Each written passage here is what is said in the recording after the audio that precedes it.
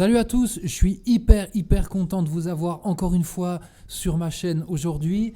On va parler de graphisme et je vais vous aider à lancer votre carrière, je vais vous aider à vous améliorer à mon échelle en tant que designer graphique. Que vous soyez freelance et que vous recherchiez des clients, que vous soyez étudiant et que vous essayez de lancer votre carrière, que vous essayez de développer votre portfolio, que vous soyez aussi en reconversion professionnelle ou que vous soyez designer salarié et que vous avez envie de changer de job. Voilà, j'ai créé cette chaîne pour vous aider à gagner du temps parce que moi j'ai essayé beaucoup de choses. J'ai lancé des projets, j'ai fait des portfolios, j'en ai fait plusieurs, je les ai mis à jour, je les ai ratés, je les ai corrigés, j'ai fait des CV, j'ai postulé pour chercher des boulots à un moment.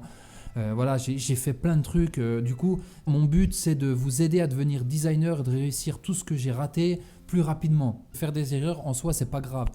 Plus on fait des erreurs, plus on apprend. À partir du moment où tu es régulier, tu es récurrent, où tu as de la résilience, tu continues, tu lâches pas l'affaire, tu t'accroches, au bout d'un moment, ça marche. Franchement, la régularité, c'est un talent qui est sous-estimé. Le talent dans le design, je sais, je te vois venir, tu dis ouais, mais bon, il y en a qui sont talentueux, qui ont des capacités, qui ont des skills. Franchement, quand tu as des contraintes, quand tu as des clients, quand tu cherches des clients, le talent, c'est hyper relatif et c'est minime. Plus tu feras du design, plus tu vas faire les choses, plus tu vas faire des portfolios, des CV, des logos pour tes clients, des sites internet, que tu vas chercher des couleurs, tu vas passer des heures à t'inspirer, des heures à analyser des photos, des portfolios, à faire des logos, à te renseigner, à apprendre, à lire des bouquins. De toute façon, le talent, il va venir. L'intuition, elle va venir et les réflexes vont venir. En fait, le talent, c'est ni plus ni moins qu'une somme d'erreurs, de temps passé à apprendre, une somme de choses qu'on a accomplies, que tu fasses du design sans réfléchir. C'est ça le talent. Le talent, ça veut rien dire. Il faut plus axer ton apprentissage sur la résilience, sur ta volonté d'apprendre, sur ta curiosité, avoir du courage parce que si tu es courageux, tu vas faire des trucs, tu vas faire des erreurs, tu vas te planter et tu vas emmagasiner des trucs. Le véritable talent, c'est ça. J'ai des étudiants, ils appliquent mes trucs et ça marche. En 2 semaines, ils trouvent des jobs. C'est pas du bullshit ce que je te dis, ça marche vraiment. Donc moi, ce que je t'invite à faire, c'est de t'abonner à ma chaîne. Lis les contenus que je fais dans mon blog que tu peux trouver dans la description. Et aussi, il y a une petite mine d'or que tu peux télécharger dans la description. C'est tous des contacts VIP de toutes les agences de com. Tu trouveras leur mail, tu trouveras leur numéro de téléphone, le nom des boîtes dans lesquelles ils bossent. Bon, je me suis un peu égaré.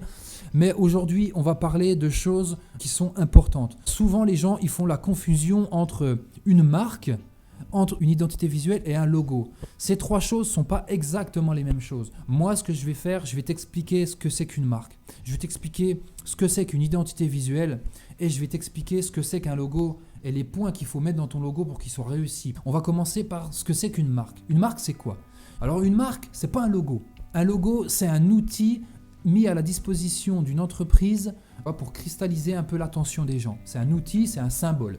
Une marque, en fait, c'est pas un produit. Tu vois, quand tu dis je m'achète une Peugeot, non, Peugeot c'est une marque. Tu t'achètes pas une Peugeot, tu t'achètes un modèle de Peugeot. Tu vois, donc une marque c'est pas un produit. Un iPhone c'est pas une marque. Un iPhone c'est un produit. Une marque c'est Apple par exemple. Mais qu'est-ce que c'est qu'une marque? Une marque en fait c'est quelque chose d'abstrait, c'est un feeling. Une marque, ce qu'elle fait, un organisme, il envoie des signaux, il envoie des vecteurs, il envoie des infos, il envoie des produits, il envoie des clips, vidéos. Et en fait, il les envoie dans la nature, il se propage comme ça dans l'écosystème. Une marque, elle ne choisit pas ce qu'elle va impacter dans ta tête, ce qu'elle va créer. Elle peut avoir une idée de ce qu'elle a envie de véhiculer. Une marque, c'est vraiment ce qui se passe dans ta tête. C'est comment tu vois un organisme, comment tu vois une entité, comment tu vois une corporation, comment tu vois une communauté. Il y a autant de marques Apple qu'il y a d'utilisateurs Apple. Donc voilà ce que c'est qu'une marque. Ensuite vient l'identité visuelle. Donc une identité visuelle, qu'est-ce que c'est? C'est un ensemble d'outils qui sont à la disposition de cette organisation pour créer une marque. Et ces outils, ils doivent être cohérents les uns par rapport aux autres. C'est comme des briques qu'on vient empiler dans un mur. Le but d'une identité de marque, d'une identité visuelle, pour qu'elle soit réussie et pour qu'elle soit le meilleur vecteur de marque, elle doit être harmonisée. Il doit y avoir une certaine harmonie entre tous les supports. C'est là qu'on commence à voir qu'un branding, qu'une identité visuelle, elle est cohérente, elle est sérieuse. C'est par rapport à la façon qu'elle a de véhiculer les messages sur tous ces supports. Voilà ce que c'est qu'une identité de marque. Donc il y a plusieurs piliers. Le premier pilier d'une identité de marque, c'est déjà le logo. Le logo, c'est la symbolique, c'est le symbole qui cristallise un peu en premier les éléments de ta marque. Tu vois, c'est un peu comme cette étoile que tu peux retrouver au-dessus du sapin de Noël. c'est un peu comme la partie visible de l'iceberg, le signal de ralliement. Voilà, le logo, ce que c'est le signal de ralliement.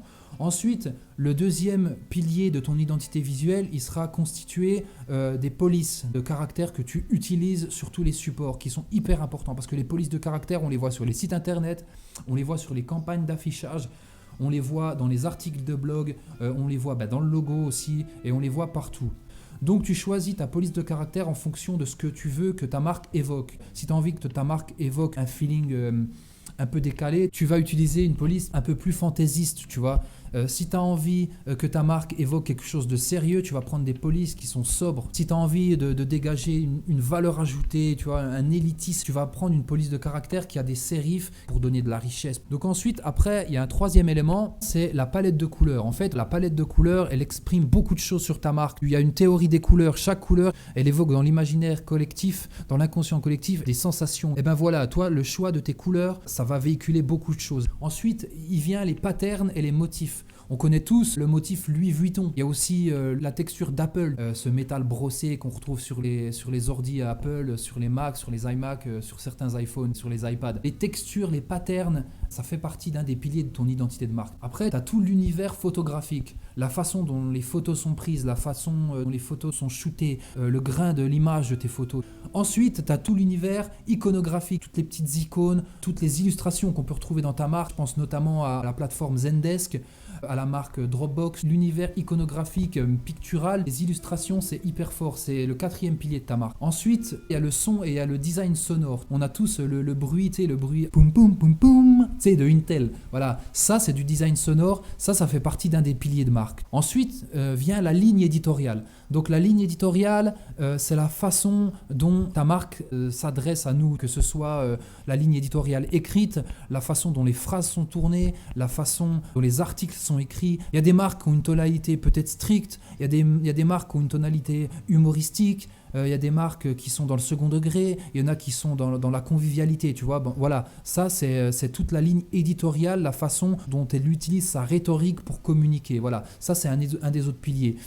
Et puis le dernier pilier, c'est l'incarnation de la marque. On pense tous à Steve Jobs, on pense tous à Vivienne Westwood, on pense tous à Karl Lagerfeld. Et bien ça, c'est une excroissance de la marque. C'est le dernier pilier d'une identité visuelle, d'une identité de marque. Tu vois, c'est la personne, la personnification de la marque. Donc ensuite, celui qu'on préfère tous, c'est le logo. Donc un logo, c'est quoi ? Un logo, c'est un symbole visuel qui vient rallier à la cause de la marque tout le monde. La virgule Nike, le truc Apple, etc., etc. Un logo tout seul, c'est pas une marque. Un logo tout seul, balancé comme ça sur une affiche, il veut rien dire. Un logo, c'est une signature. Voilà ce que c'est qu'un logo, c'est un élément visuel. Ton logo, il a 3 caractéristiques. Il doit indubitablement répondre à 3 critères. C'est obligatoire. Le premier critère, c'est le fait d'être approprié, c'est-à-dire qu'il doit vivre dans un écosystème qui est le sien. Le deuxième point, c'est qu'il doit être distinctif, il doit être mémorable, on doit s'en rappeler. Tu dois être capable d'expliquer le logo avec 2 mots à une personne. Le logo Nike, c'est une virgule, voilà, tu vois, ça marche. Le logo Adidas, c'est 3 bandes. Et pour être facilement mémorisable, tu dois l'expliquer facilement, tu dois expliquer son concept facilement avec des mots à quelqu'un. Un bon petit test, c'est que tu dois le redessiner facilement. Et ben voilà, ça c'est des réussites. On a tous essayé de dessiner le logo Apple. Et ben voilà, ton logo doit répondre à ces tests, à ces critères. Donc ensuite, ton logo, et ça c'est la caractéristique la plus importante, c'est la caractéristique ultime que tous les juniors, tous les juniors sans exception n'arrivent pas à maîtriser, c'est la simplicité. Ton logo, il doit être absolument simple. Pour pouvoir être mémorisable, être approprié, il doit être simple. Il doit être capable de se décliner sur des supports minuscules au pixel près, sur des minuscules supports. Il doit être réplicable sur des supports immenses, sur des bâtiments entiers, sur des bateaux, sur des avions. En fait, la différence entre ton mini support et ton immense support, elle doit être nulle en fait. Il doit y avoir aucun changement entre ton petit visuel et ton immense visuel. Si tu mets un logo qui est pas simple, qui a trop d'éléments, quand il va être en minuscule, quand tu vas l'imprimer à l'arrache, il va baver, il va être dégueulasse. Et quand tu vas l'imprimer en grand, eh ben on va passer à côté, ce sera tellement grand qu'on va pas voir ce que c'est. Pour qu'une identité graphique soit réussie, elle doit être cohérente. Et pour qu'elle soit cohérente et harmonisée, ton logo, il doit être efficace sur 100% des supports, que ce soit du print, du digital, du web. En design, faire quelque chose de simple, c'est très très très compliqué. Donc il faut apprendre à tes clients qu'un logo, c'est au fil des années qu'il prend sa force. Il faut lui laisser le temps d'emmagasiner toute la richesse. Il faut le laisser vivre sur tous les supports. Toi, ton job, c'est d'expliquer que ton logo, il va être bien déclinable, il va être il va être propre sur tous les supports. Regarde, les drapeaux bleu, blanc, rouge, le drapeau américain, le drapeau anglais. Pour moi, c'est les logos de nos propres nations. Les gens, ils adorent leur drapeau parce qu'il évoque beaucoup de choses. Le drapeau du Brésil, il est hyper fort, tu vois, avec cette planète bleue et ces étoiles. Les drapeaux nationaux, ils sont simples, ils sont déconcertants de simplicité. Et pourtant, ils marchent bien parce qu'ils se déclinent trop bien sur des murs, sur des t-shirts. T'as vu des t-shirts américains? Sur les toits des Mini, il y a carrément le drapeau anglais. Les phares des Mini, c'est le drapeau anglais. Pourtant, quand tu le regardes comme ça, le drapeau anglais, bah, c'est juste des croix et puis des bandes et du rouge et du bleu. Le drapeau français, c'est juste bleu, blanc, rouge. C'est un petit peu sommaire comme ça, ouais. Et ce pouvoir des drapeaux, il a été emmagasiné sur des centaines d'années, sur des milliers d'années parfois même. Donc vous, quand vous faites vos logos, faites bien le parallèle avec les drapeaux. Donc voilà ce que je voulais vous dire concernant toutes ces théories sur le branding, sur les marques et sur le logo. Je tenais vraiment à aborder ces points avec vous. Ça mérite des heures et des heures de conférence. J'avais envie au moins de souligner le sujet. Si vous n'êtes pas d'accord, il faut m'en parler. Moi, je suis hyper motivé de recevoir vos messages parce que je reçois trop plein de messages de soutien. Ça me fait hyper plaisir. Ça me donne encore plus l'envie de vous aider, de vous booster. Abonnez-vous à ma chaîne sur la petite cloche. Allez regarder mon blog. Téléchargez dans le lien de la description ce qu'il y a à télécharger. Ça va vous aider. Je vous dis à très bientôt. Je vous fais un gros bisou. On va essayer de faire une communauté de gens qui se serrent les coudes. On va être une grande bande de potes et ça, c'est hyper cool. À très bientôt tout le monde.